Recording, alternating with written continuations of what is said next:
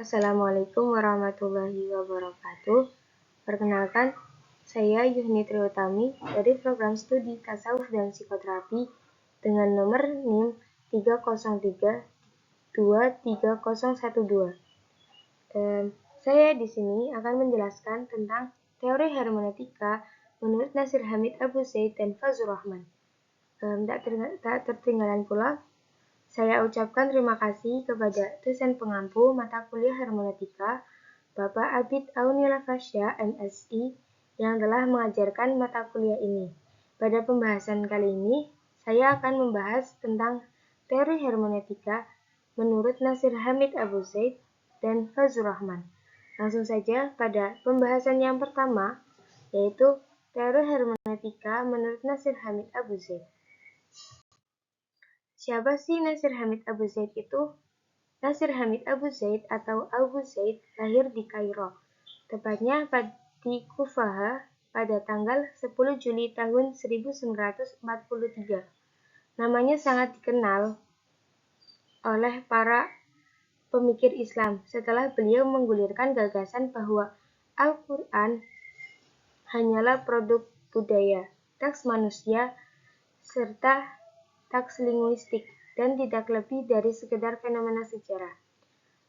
Karena karya-karyanya yang telah mengundang perdebatan di dunia Islam sejak tahun 1970-an, tulisan Abu Zaid banyak mengarah pada isu-isu sentral dan pemikiran Islam, terutama tentang metode penafsiran Al-Quran, otoritas ulama, dan relevansi agenda pada kehidupan kontemporer.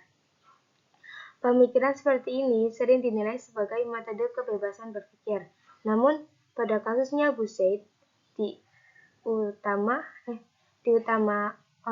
terutama oleh otoritas Universitas Kairo dinilai sebagai teroris pemikiran. Nah, pada awalnya itu Nasir Hamid Abu Zaid dikenal karena tesis doktoralnya, disertasi doktoralnya. Beliau itu mengatakan bahwa isu mensudutkan ulama, yaitu kalau Imam Syafi'i, beliau mengatakan bahwa Imam Syafi'i hanya menafsirkan Al-Quran dengan Al-Quran atau dengan hadis. Bahkan beliau mengatakan bahwa Al-Quran tidak hanya ditafsirkan dengan Al-Quran dan hadis, tetapi Al-Quran bisa ditafsirkan oleh siapapun yang tidak mengetahui Al-Quran dan hadis.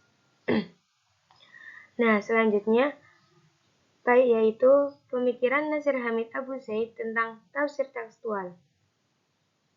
Salah satu pemikirannya di bidang tafsir Al-Quran, Nasir Hamid Abu Zaid menganggap bahwa penafsiran yang telah dilakukan oleh mayoritas mufassir yang selalu menafsirkan Al-Quran dengan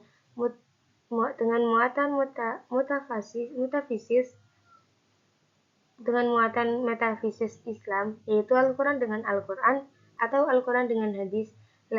Ini Abu Zaid mengawali kajian teks Al-Quran itu dengan menempatkan teks Al-Quran sebagai produk budaya yang disebut Mustad as-Saqafah. Sekaligus dia memproduksi budaya yang disebut Mustidlil as-Saqafah. Ketika Al-Quran diturunkan di dunia ini yang diterima oleh Nabi Muhammad SAW, Al-Quran itu sebagai produk budaya. Al-Quran itu diproduksi oleh masyarakat bangsa Arab pada saat itu ketika Al-Quran jatuh di masyarakat Arab tersebut. Itu menurut Abu Zaid. Dan sekaligus Al-Quran itu juga memproduksi budaya yang lahir setelah masyarakat pra-Islam. Jadi Al-Quran itu mengubah produk budaya yang sebelumnya buruk menjadi produk budaya yang lebih baik. Hal ini menurutnya terjadi dalam dua fase, yaitu fase keterbentukan yang disebut marhalah asyakul dalam kurun waktu lebih dari 20 tahun, yaitu ketika Al-Quran membentuk dan mengkonstruksi diri secara struktural dalam sistem budaya dan melatarinya. Dan yang kedua yaitu Fase pembentukannya budaya baru, marhala asyakil, ketika teks Al-Quran membentuk dan mengkonstruksi ulang sistem kebudayaannya. Jadi intinya, menurut Abu Zaid tentang Al-Quran menurut Abu Zaid tentang Al-Quran tekstual ini, Al-Quran ditempatkan menjadi dua tempat. Yang pertama yaitu Al-Quran sebagai Mustad As-Saqafah dan yang kedua yaitu sebagai Mustadil As-Saqafah. Selanjutnya, pada pembahasan yang terakhir yaitu tafsir Al-Quran menurut Nasir Hamid Abu Zaid. Nah, untuk mengatasi problematika penafsiran yang ada pada saat itu, ketika Abu Zaid menafsirkan ayat Al-Quran, pada waktu itu Abu Zaid memandang perlu untuk menggunakan pijakan hermeneutika. Kenapa perlu sih? Karena sebagai tawaran konsep interpretasi baru atau sebagai tawaran konsep penafsiran Al-Quran baru dalam dunia pemikiran Islam. Nah, menurut Abu Zaid, metode analisis paling tepat untuk memahami Al-Quran sebagai teks yang tidak terpisahkan dari sistem bahasa yang berfungsi informatif dan komunikatif adalah metode analisis bahasa atau Misdat al-Tahlil al-Lughawi. Kenapa penting untuk menggunakan metode analisis bahasa? Karena untuk menjelaskan. Nah, untuk beliau mengatakan metode paling tepat untuk menafsirkan Al-Quran yaitu Misdat al-Tahlil al-Lughawi karena metode tersebut menjelaskan teori tentang kedua fase yang dilalui Al-Quran. Maksudnya, metode ini memandang antara apa yang tadi konteks As-Saqafah menggunakan kajian semiotika yang salah satunya cabang dari hermeneutika. Nah, selanjutnya kita masuk ke pembahasan yang kedua yaitu teori hermeneutika milik Fazlur Rahman. Siapa sih Fazlur Rahman itu?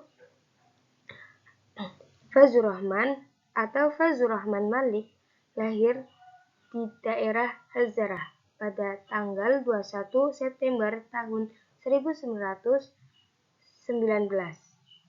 dan wafat pada tanggal 26 Juli tahun 1988. Ia tumbuh dan besar di daerah barat laut Pakistan. Keduanya adalah keluarga yang menganut mazhab Hanafi, yang dikenal dengan mazhab yang mengedepankan rasio dan logika. Fazlur Rahman besar di keluarga yang sangat mementingkan pendidikannya. Ayahnya, Maulana Syahab ad-Din, adalah seorang ulama bermazhab Hanafi. Meskipun begitu, ia tidak menentang dan menganggap pendidikan modern akan meracuni dan merusak iman dan moral seseorang. Dari sikap inilah terbentuklah kepribadian dan pemikiran-pemikiran Fazlur Rahman tentang modernisasi di dunia Islam. Fazlur Rahman tumbuh di situasi masyarakat yang sangat kacau pada saat itu. Terjadi perdebatan yang sangat sengit antara tiga kelompok besar di pemerintahan. Kelompok tersebut adalah kaum modernis, tradisional, dan fundamentalis. Fenomena sosial inilah yang melatar belakangi munculnya ide neomodernis milik Fazlur Rahman, karena kebiasaannya yang sering mengkritik pemikiran tradisionalis. Fazlur Rahman dianggap sebagai tokoh liberal reformatif di Pakistan. Berikut adalah jenjang pendidikan Fazlur Rahman semasa hidupnya. Hingga pada tahun 1970, ia kembali meninggalkan Pakistan karena pemikirannya masih dianggap kontroversial. Kemudian dia diangkat sebagai guru besar dalam pemikiran Islam di Chicago University sampai akhir hayatnya. Fazlur Rahman adalah seorang intelektual Muslim yang memiliki dasar keilmuan Islam yang kuat. Begitu pula dengan dasar keilmuan tradisi-tradisi intelektual Barat. Selanjutnya, Fazlur Rahman sebagai pemikir Islam kontemporer memiliki pemikiran metodologi tafsir Al-Quran dan sistematis dalam mentafsirkan. Nah, menurut Fazlur Rahman ini, penafsiran yang dilakukan oleh ulama-ulama klasik itu lebih menggunakan pendekatan terpisah ayat per ayat, meskipun sudah menuju ke ayat lain. Namun, menurut beliau tersebut dirasa belum sistematis. Nah, menurut beliau penafsiran yang dilakukan oleh ulama-ulama modern juga masih menjadi subjektif dan mengemukakan pendapatnya pribadi dengan berbagai keyakinan dan praktik barat modern. Oleh karena itu, perlu adanya metode baru yang dapat digunakan untuk menafsirkan Al-Quran, sehingga nanti dapat menemukan prinsip-prinsip dari Al-Quran di masa sekarang yang dapat memberikan solusi dalam berbagai persoalan. Teori hermeneutika dalam menafsirkan Al-Quran dari Fazlur Rahman ini yang paling populer yaitu teori double movement, di mana teori ini dirumuskan oleh Fazlur Rahman menggunakan dua langkah, yaitu yang pertama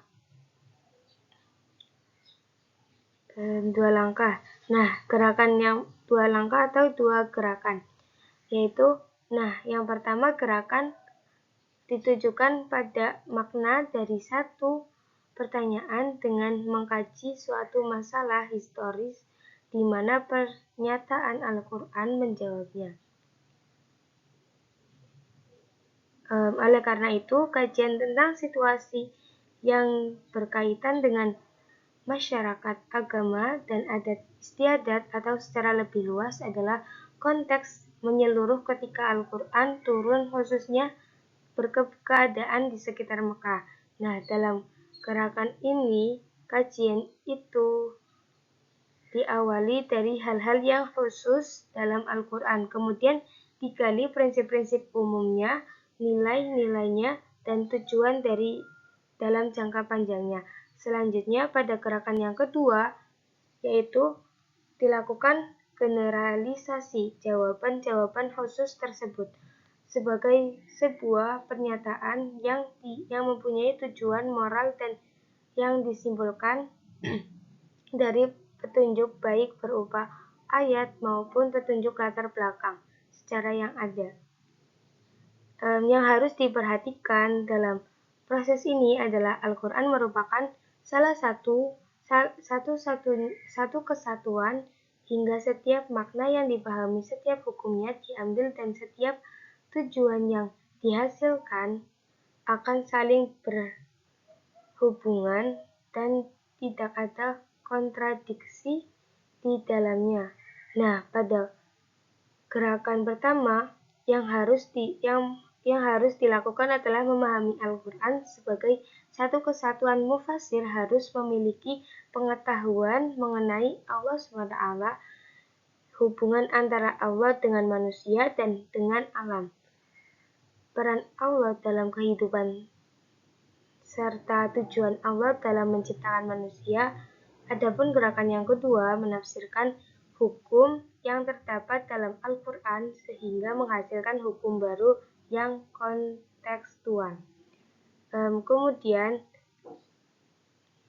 yaitu teori Fazlur Rahman ini memiliki beberapa karakteristik, yaitu yang pertama lebih menekankan pada kebutuhan untuk memahami Al-Quran secara keseluruhan. Kemudian yang kedua, membedakan hukum umum dan hukum khusus. Yang ketiga, kemudian pentingnya pemahaman latar belakang dan konteks sejarah untuk memahami Al-Quran. Terus implementasi, kemudian implementasi dan relevansi teori hermeneutika milik Fazlur Rahman di zaman sekarang. Nah, teman-teman, ada dua contoh yang yang saya ambil yaitu contoh penggunaan teori ini dengan persoalan hijrah dan hukuman potong tangan di Indonesia. Hijrah ini terdapat pada Quran Surah An-Nisa ayat 100. Menurut Fazlur Rahman menggunakan teori double movement. Ia menguraikan ada dua tahap, yaitu untuk menentukan interpretasi makna. Dan pada ayat-ayat yang pertama, Fazlur Rahman menjelaskan bahwa pada ayat tersebut hijrah menjadi suatu kebiasaan bagi para nabi dan generasi selanjutnya untuk menyebarkan dakwah dan mempertahankan agama Islam. Adanya pemerintahan untuk hijrah ini, adanya perintah untuk berhijrah ini didorong atau ditekanan dan keinginan untuk kebebasan melakukan ibadah secara damai dan tentram, karena dianggap kondisi Mekah pada waktu itu sangat mengancam kaum muslim. Pada waktu itu selanjutnya, pada tahap yang kedua, Fazlur Rahman membaginya menjadi dua aspek, yaitu legal formal dan ide moral. Hijrah dalam konteks legal formal pada Quran Surat An-Nisa ayat 100 ini adalah hijrah yang dilakukan dengan niat baik untuk mencari ridha Allah dan tetap memenuhi hak-hak orang lain. Sedangkan untuk memahami aspek ide moral, perlu dipahami tujuan yang ingin diungkapkan dalam ayat tersebut, yaitu hijrah menuju kebaikan dalam segala hal. Ayat ini juga mengajarkan bahwa berhijrah tidak hanya tentang perpindahan fisik, tetapi juga tentang meningkatkan kualitas hidup seseorang dan menghormati hak-hak orang lain, baik secara fisik maupun mental. Maka relevansi makna jihad pada zaman ini adalah kemampuan untuk memahami dan menerima perbedaan. Keberhasilan hijrah dapat dilihat ketika seseorang mampu meninggalkan segala aktivitas yang bertentangan dengan kehendak Allah.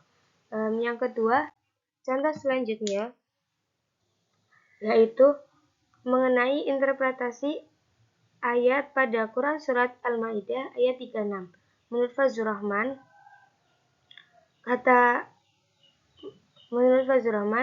maka potonglah kedua tangannya memiliki ideal moral untuk menghentikan kemampuan seseorang mencuri dan kemungkinan seseorang untuk melakukan tindak kriminal tersebut.